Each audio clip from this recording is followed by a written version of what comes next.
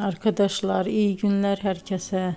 Bugün sizler için Siyah Beyaz Aşk dizisinde rol almış Birce Akalay ve İbrahim Çelikkol hayranlarına çok güzel romantik videolar hazırladık.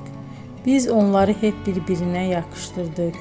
Birce Akalay ve İbrahim Çelikkol birçok dizide rol almış ve herkes tarafından beğenilmiştiler. Biz de sizler için onların romantik karelerini hazırladık. Arkadaşlar, emeğe saygı olarak kanalımıza abone olup yorum yazmayı ihmal etmeyin. Herkese teşekkür ederim.